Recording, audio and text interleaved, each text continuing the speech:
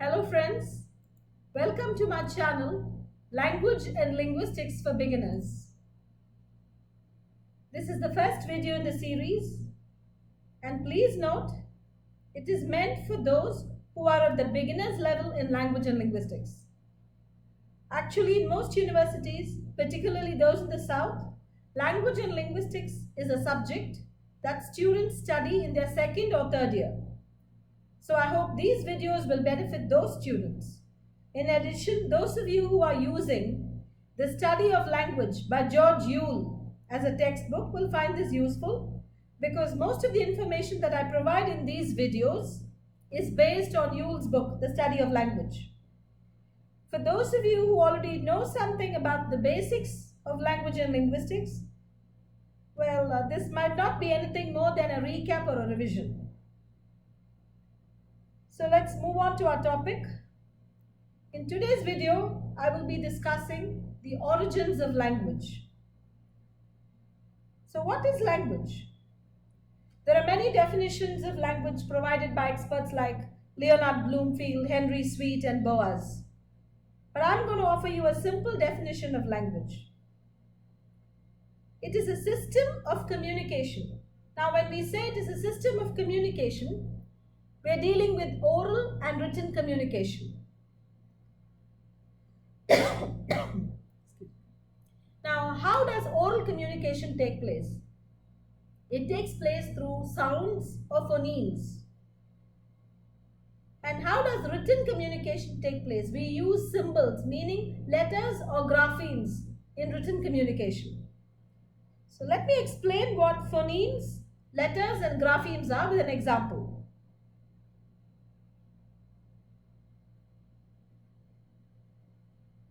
Now listen to this sound. Beat, You find three different sounds here. B, E, T. And these three sounds produce beat. And these three sounds, B, E, and T, are called phonemes. Now, how do we represent this sound in writing? We write it using four symbols. B, E, A, and T. Now, these symbols are nothing but the English letters or the letters of the English alphabet. But how are these letters and sounds related? The sound B is represented by the letter B. So, it is a grapheme. A grapheme is a letter or a set of letters that represents a sound. Here in this word, the sound E is represented by the letters E and A. These letters E and A together form a single grapheme for the E sound. The T sound is represented by the letter T.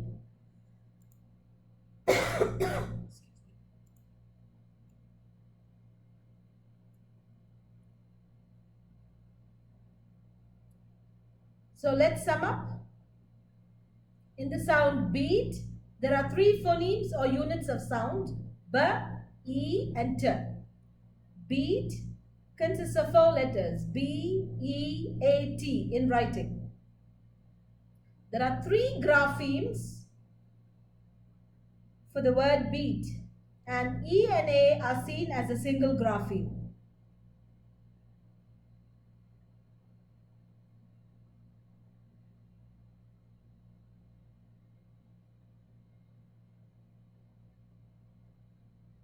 So these are simple definitions merely for your understanding.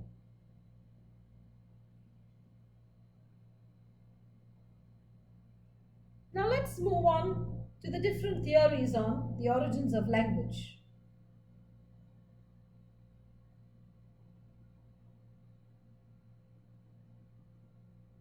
Now we will start with the Hindu tradition. In the Hindu tradition, Saraswati is the wife of Brahma, the god of creation. She is the goddess of learning, and therefore she is also responsible for speech. That is why One of her names is Vachi. The word Vachi means speech, which is like nectar. The Indian term for nectar is Amrit or Amritam. Another name by which she is known is Vak Devi. Vak means speech and Devi means goddess. Vagishwari. Vagishwari and Vak Devi mean the same. Vag stands for speech, Ishwari meaning goddess. So Vak Devi and Vagishwari mean the goddess of speech. Vani. The word Vani means sound or voice or speech. So this is what the Hindu tradition says. Hindus believe that speech comes from the goddess Saraswati. Now let's see what the Bible has to say. Now, according to the book of Genesis, or the first book of the Bible, God created Adam in his own image. He gave Adam the right to give names to all living creatures in the Garden of Eden. So Adam was the first human being who received speech as a gift from God. There is another biblical reference about the origin of different languages. Earlier, perhaps people spoke only one language. Now in Babylon, the people wanted to show that they were as powerful as God, or in fact more powerful than God. So they decided to build a tower that had its roof in the sky. God punished them for this arrogance by making them speak different languages. As a result, most people couldn't understand each other. So they chose to live in different parts of the earth depending on the languages they spoke. The tower was left incomplete, but instead mankind started using different languages. Now let's move on to what Darwin had to say on the origin of languages.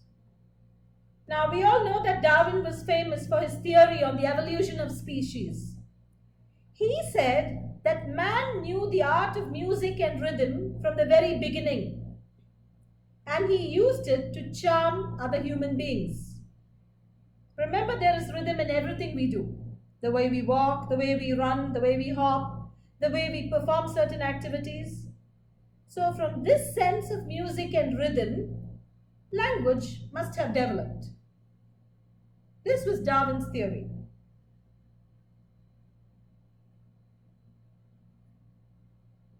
Now, Darwin also believed that human beings produce certain sounds when they are happy, sad, angry, or when they are doing some work. From these sounds, language must have gradually developed. For example, when you're sad, you cry.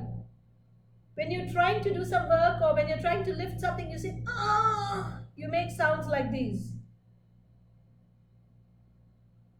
So, from such sounds, language must have developed.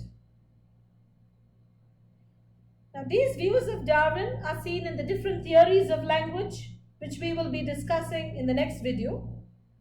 And I hope you found this information useful.